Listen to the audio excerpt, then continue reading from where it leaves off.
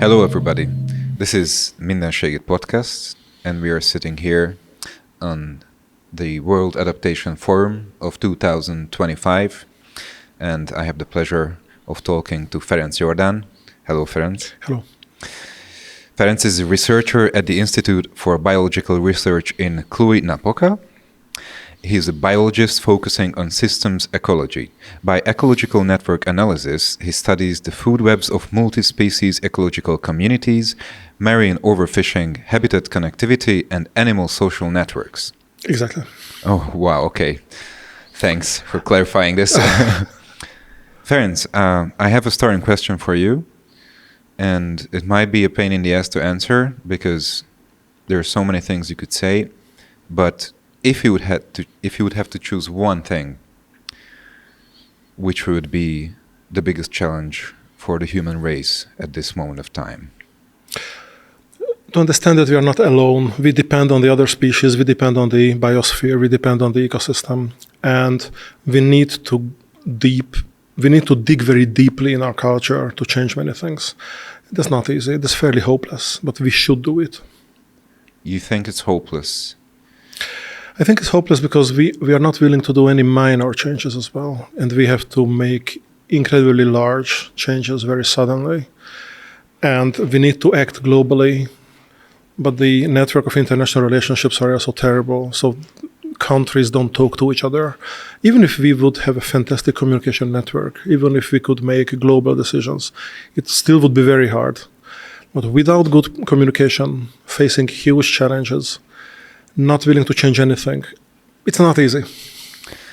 It's very interesting that the first thing you mentioned here was something not really or not exactly related to science.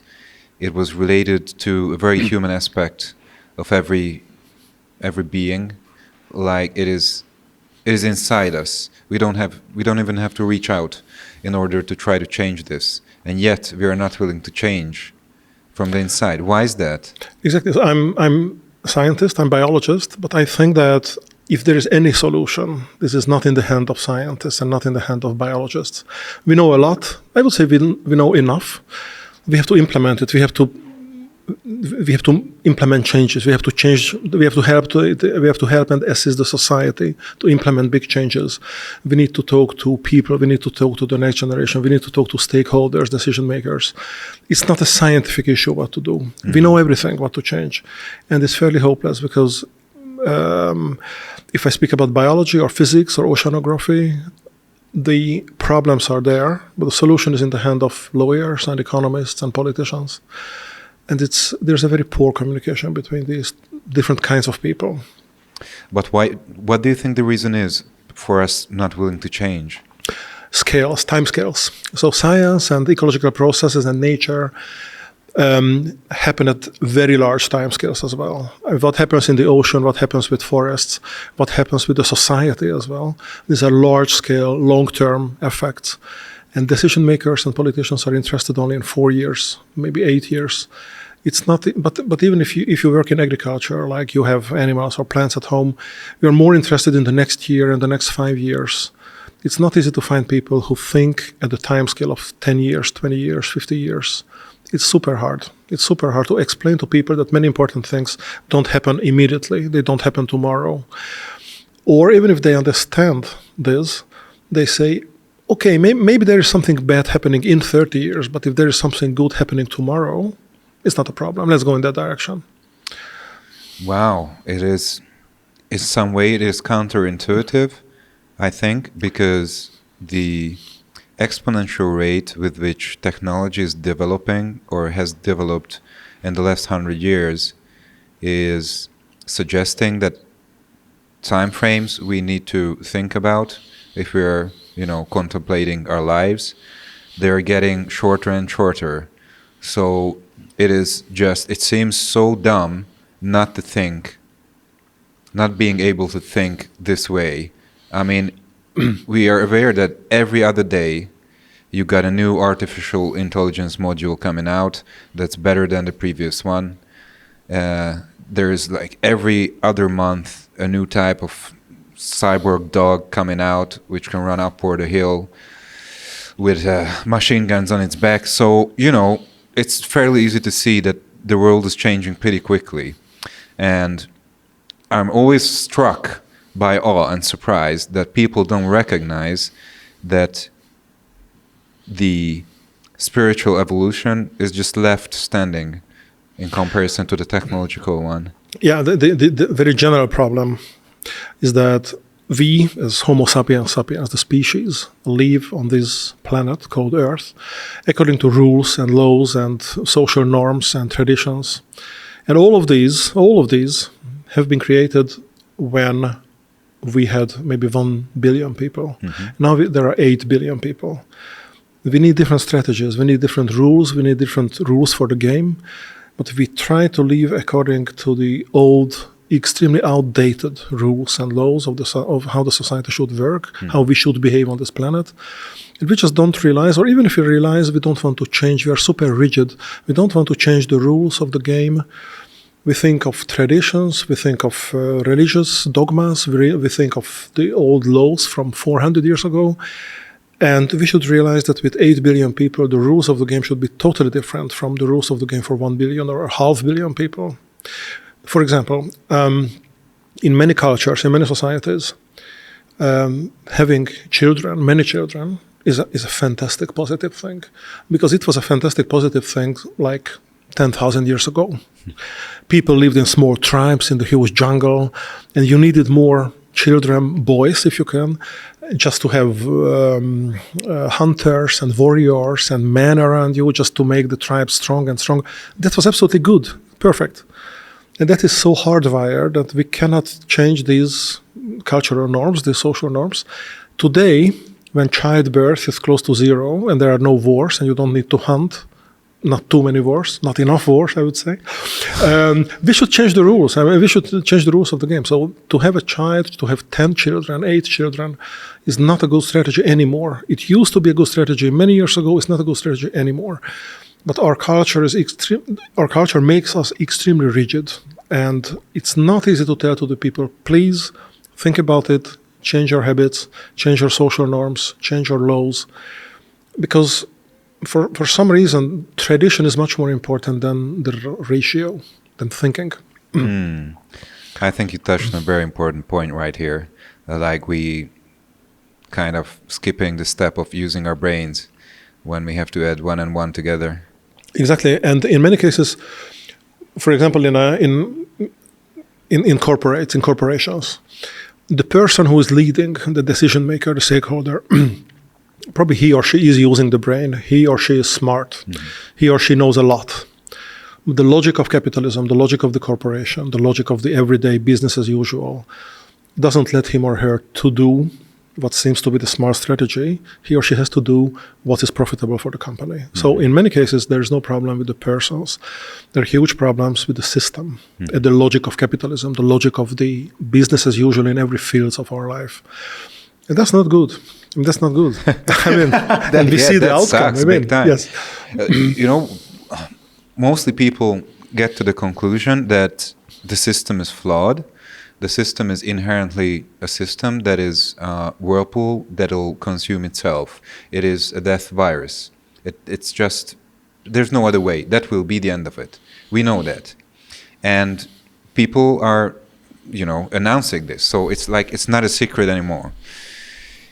And this is where we stop. Okay, this is how the system is, and there are some nice people, but they can't change the system because the system is the way it is. And I think if we accept this, then we're as good about just stand up now and go and grab a beer, aren't we? Yep. Or 2 or 5. Exactly. For me, it could be 10. Exactly. But we're still sitting here. So we must do some. We must keep trying, and I would like to, to put out a message somehow to people who are listening that they also keep trying, and that there is trying at all. So, do you think it is possible in any way to go against the system? Absolutely, yes. And I would say that if I think of how many things we could do, I'm optimistic.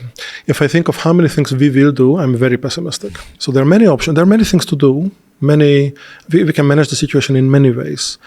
I don't think we will do it, but we could do it. I'll give you one example. The society can be happy and successful only if nature is working in a good way, only if nature is healthy and successful. Nature can be successful only if it has much larger spaces. I mean, natural habitats are extremely small and extremely fragmented. So nature needs space. If we could give back a lot of space to nature, this is called rewilding. If we could give back a lot of space to nature, for example, agricultural fields, but a lot, then nature would function in a dramatically better way. Everything should be much, much, much better. And finally, at the end of the day, a healthy, well-functioning nature, a well-functioning ecosystem will save us. Instead of we protecting nature, nature could protect us if we let it work, if we let it function, if we leave it alone. So we don't have to. We don't even have to understand everything. We don't have to engineer nature. We don't have to. Of course, it's not bad to habitat restoration is not bad, of course, and we can create wetlands and we can create corridors, ecological corridors. These are good, but the final, ultimate solution is to let it work, to leave it alone. And if nature works well on huge areas, much larger than now, then it will be a huge surprise for us to see how quickly and how efficiently many things, many challenges would be managed immediately. I mean, clean water, clean air, a large diversity of species with resistant and resilient ecosystems. So many things could be managed very quickly. Just let's leave it alone and let it work. That doesn't mean that conservation biologists shouldn't do anything and national parks are useless. But that means that the final solution is not, the key to the final solution is not in our hands. The key to the final solution is in the hands of nature. Let nature manage the things. Let nature work properly. We cannot design it how to have a nice ecosystem. Let's leave it to work. You cannot design it any better than it was designed or evolved. Exactly. Exactly. It cannot be better than the original, like in a famous movie. It cannot be better than the original. The original is the better. You know, I spare you the question, but how will we eat or produce enough food if we let nature, take back the agricultural land? I never said that 8 billion people is normal. I mean, we should be, the number of people should be much, much, much smaller, and our consumption will be much, much, much more limited. These are very important conditions for this. But if there are not so many people and we don't consume a lot, then rewilding would help us, would assist us to manage the problems. I get it. And then, at this point, usually the other question comes, who the hell is going to decide which of the 8 billion people should go? But, I could do it. I would like to approach this question from another angle, which is, and I'm not sure how many people know this, and correct me if I'm wrong, but as far as I know, there is no calorie deficit on the planet. If food would be, would get to places where food is needed, and food wouldn't be thrown away where there is plenty of it, then there would be no people starving. Exactly. And even so, we should consume much less. Like if you have a flight over Europe and you look down at the European landscape, you see a checkerboard, basically, a checkerboard of agricultural areas. And 80% of these producing food for the livestock, for the animals. Yeah. We don't eat it. That's eaten by the animals, our animals. So if we would eat much less meat and much more vegetables, we could spare a huge amount of areas from modern agriculture. And if these could be revived, maybe it's enough. Maybe it's enough, in Europe at least.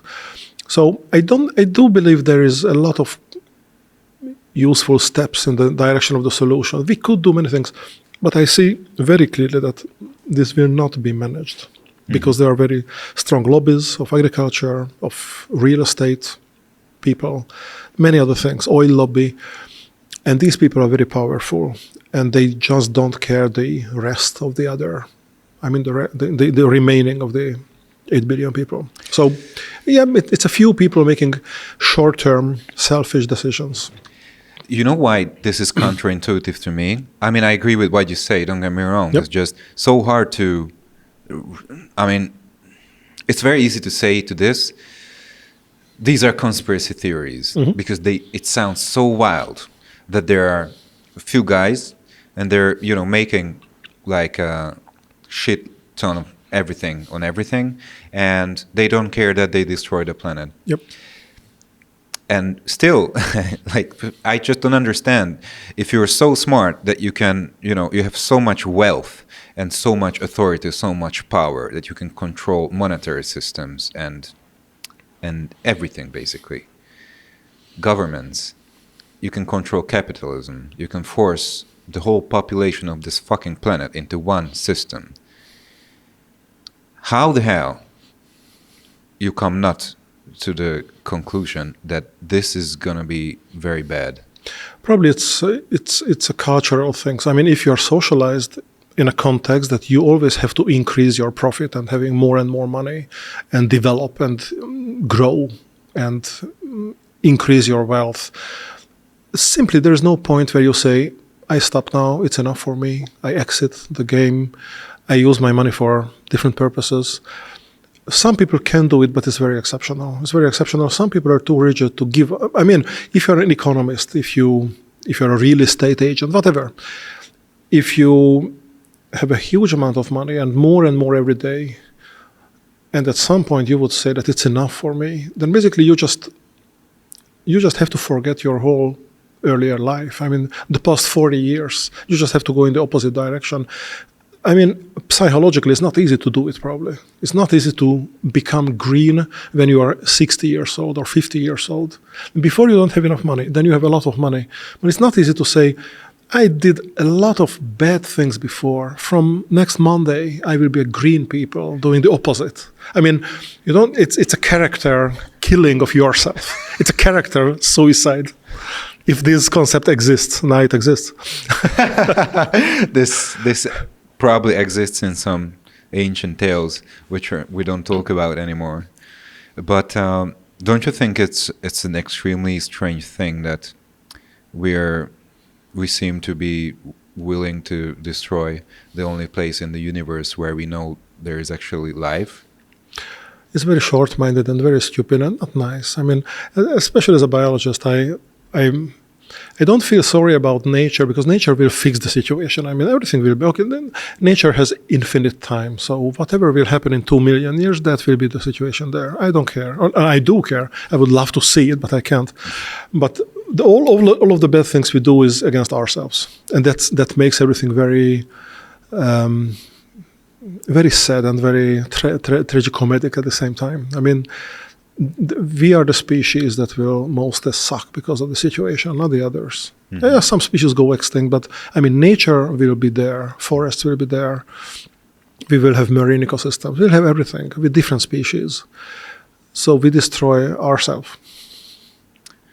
As a scientist, what is your feeling? How honest can you guys be in your work, and how much politics put influence on your everyday life? How honest can you be? You can be honest, but what is bad is that after some years of hopeless communication with decision makers, most of the scientists become tired and they just say, it's enough for me. I was telling many things to them for 10 years, 20 years. They just don't care. Okay, it's enough for me. I go home and water my plants and play with my dogs. That's it. I mean, scientists can be honest, can think in a free way. It's no problem, but they just cannot make changes, and that's very tiring after many years. I enjoy it. I go to podcasts. I talk to the media. I like it, but maybe there will be a point when I say, okay, that was enough. For next day, I go home and I don't care anymore. It's fairly hopeless, and I don't fool myself. I mean, talking to not super intelligent, but very powerful people, and they just don't care. I mean, after 20 years, you say, enough. That I did my best, that's enough for me. Not yet. I'm still here, but maybe the point will come. And what do you think about the value of education? A little bit earlier, we were talking about critical thinking, and especially the lack of it, which I think is more important. So do you think the average person would have more chance in the world if they'd be better at thinking at all? Very frequently we speak about the future of humanity and the future of the species, but probably instead of this we should speak about winning strategies and losing strategies. So instead of saving humanity and saving the whole species and transforming the civilization or whatever, we should speak about how a small group of 5 people or 10 people or 20 people can find a surviving strategy, how they can be, probably the time is coming when we will have tribal insurgencies and people will fight for water, they will fight for suitable habitat, they will fight for food. So instead of saving the civilization and saving our culture, we go in a Mad Max direction, and probably that is coming very soon. In some places there is no fresh water. People cannot drink. They have to get the water of the others. In some places there is no food. In some places they want to migrate, but nobody wants them to migrate. So Mad Max is coming extremely rapidly, and that will be the future probably. Maybe not in my life, but I'm sure at the latest in the next generation. And not everywhere on Earth. There will be very nice places. But in many and more places, it will be like very small-scale local insurgencies for resources that we don't have. And that at some point also the global transportation and global economy will have to change as well because of the shortage of some materials and some resources. But first of all, we will fight for water. This is so simple. Wow. So I just drink this water before somebody takes it. Yeah, drink it quickly. I'm getting thirsty, man. Do you think it's a possible scenario that like the bigger chunk of the population of the planet is going to end up in such a Mad Max situation, while like a super rich elite class is going to remain on this technological level and we are going to live like totally separated? Probably yes, but maybe not totally separated. Then the rich will do everything in order to be separated and saved by their money, but they need the mass of people to produce everything for them. So even now they are campaigning against overpopulation because they need the slaves. They need slavery. They cannot maintain their luxurious way of life without a mass of the people in other continents, preferably. So I don't think that they can be separated in the long term. If nobody can repair your laptop, what do you do? Your Tesla, what do you do? You need workers. You need the working class and the agricultural people. They have to eat. But then, now if I imagine that I'm in the working class people, which I probably will be because I ain't super rich yet, but then they could only force me to do this for them if they really like brute force me to do this. Like, can you imagine any other scenario where this could go peacefully? I can imagine rich people living with humanoid robots, doing all of the work for them, and the poor people fighting for water everywhere else. Yeah. It's not easy to tell the future because changes are so rapid, but I can imagine this. Technology, AI, robots helping the rich and the poor in the middle of the desert looking for water. Absolutely. So water you are mentioning several times now. Yeah. So from all the resources, which now we consider as normality, at least here in Europe, most of the places, you think the water is going to be the first, like number one article that's going to be missing? Yes, I think yes. And so there's a problem with many other things, of course, like pollinators don't pollinate the flowers, but water is the most direct. And we always speak about Africa and we speak about remote places in the future, but actually it's not the future, but the present, and not Africa, but Europe. In Sicily last summer, there was not enough water. So there was, every day they had to make a choice if fresh water is going to the industry, to the agriculture, or to the people. And in many households, water was available only in every second day in Sicily, Europe, last year.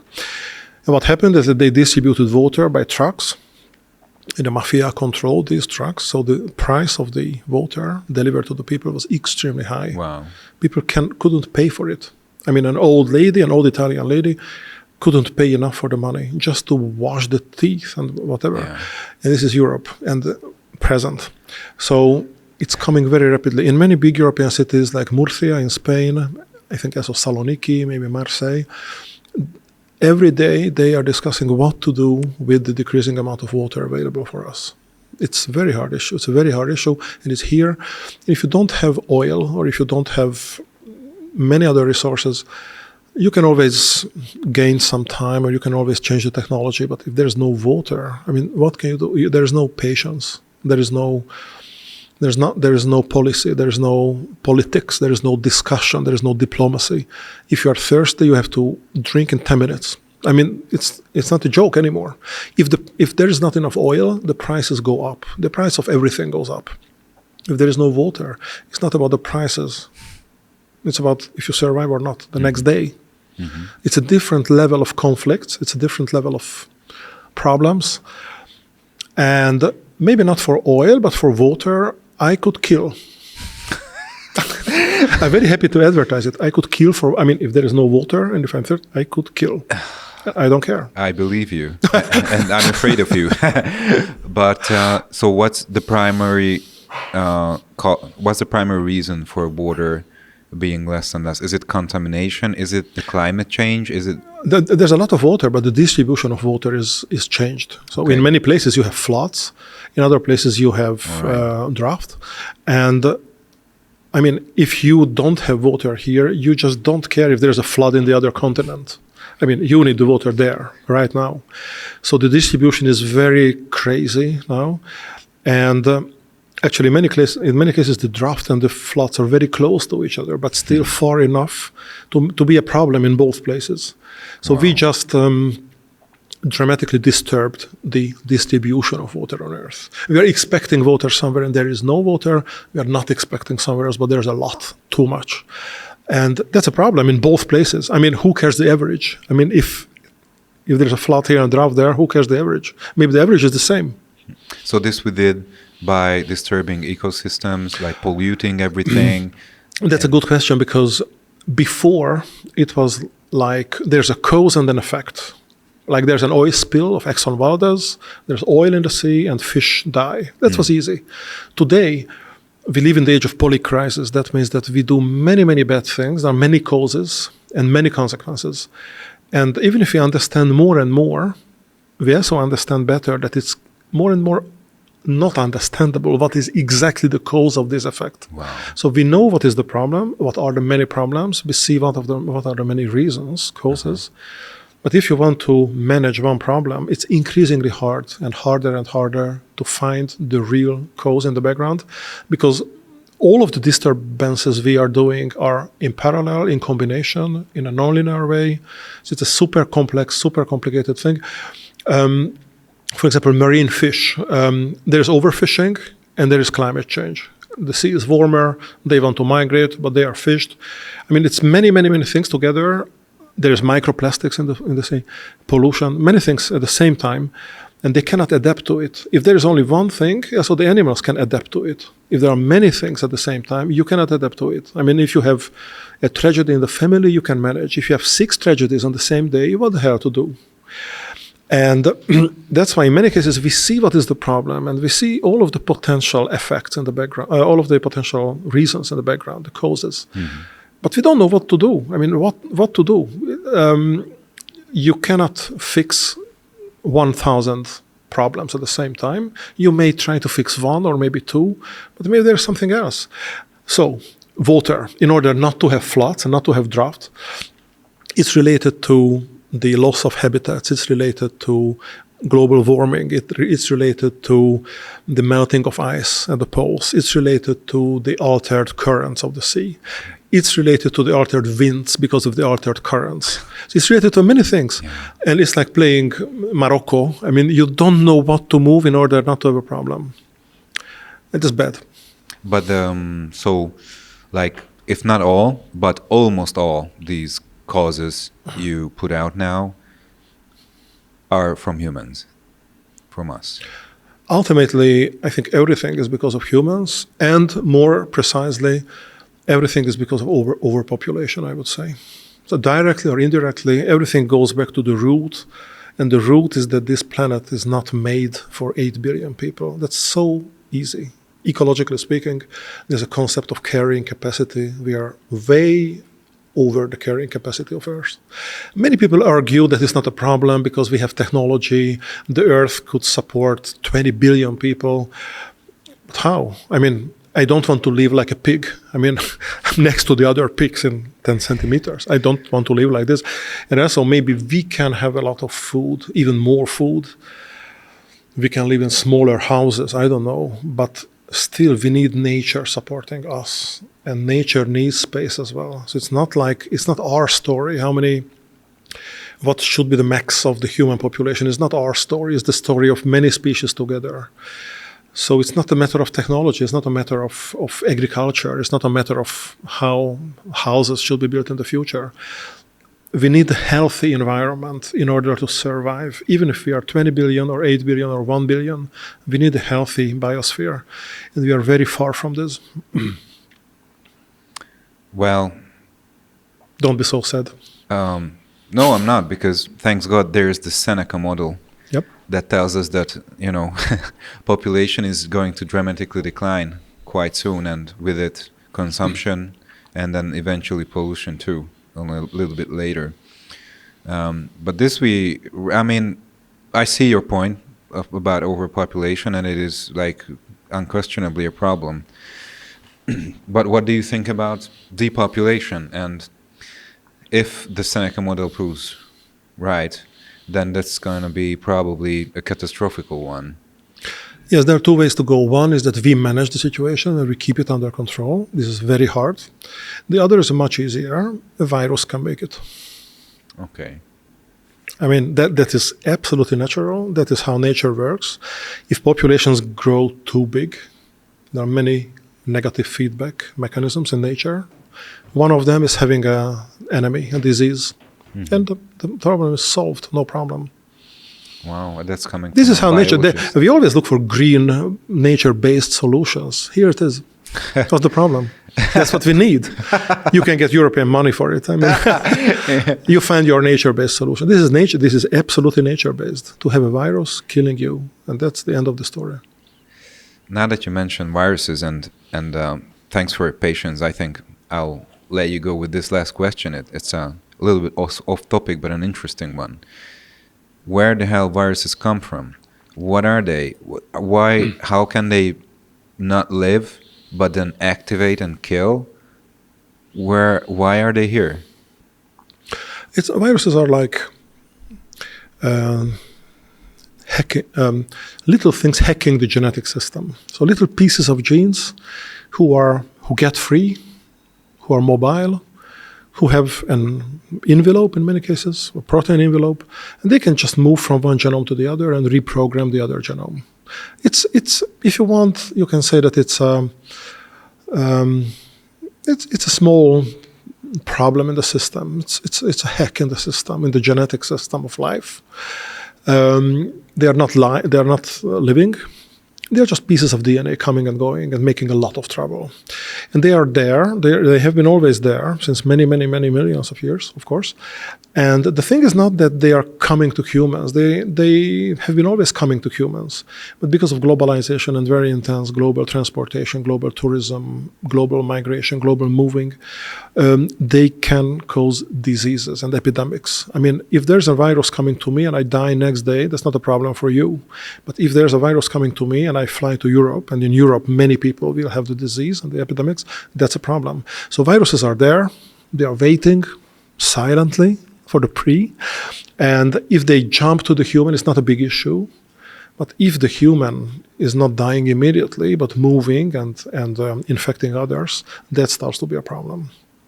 So for example, COVID, if something is localized, it's like the death of 100 people. That's not a big issue. If there's a well-mixing of people over the globe, it can cause the death of billions, not billions, but millions, tens of millions. So viruses are there and they keep coming. They will always come. If we are a lot of people, if we live in super dense centers like cities, if we move a lot, we help a lot for the viruses to spread. Mm. We help a lot for the viruses to create epidemics. And we know it and we do it. That's it. I mean, look at the airplane ticket prices. It's like putting oil on the fire. Yeah. We are the biggest friends of viruses, we can say. That's it. What are you expecting from this year's conference? You know, the subtitle of this year's event is Beyond Mitigation. So do we want to put out the message that everyone just go and grab some beers, or is it an exclamation? First of all, we need to be much more flexible in our mindsets and in our thinking. So many people just follow the business as usual. I mean, both everyday people and also the decision makers, the stakeholders. So the business as usual is probably the worst solution you can have. We have to change many things. And this conference should help a lot to help us to pre-adapt to the future. I mean, sometimes there is a new condition and you can adapt to it. Sometimes you don't know what the future brings, but you can pre-adapt. You can increase your adaptive potential, whatever comes. I think that if we talk about these, that's super useful and super important. That's what we can do. Not too many other things, but that's what we can do. To speak about pre-adaptation, how to improve our chances, whatever the future brings. And this is very simple. I mean, if you learn 2 languages, and if you are mobile, you can react. If there is anything, you can react. You can adapt. If there is no water in Hungary, you can go to Austria. If you speak German, it's better. If there is no water in Europe, you can go to China. If you speak Chinese, it's better.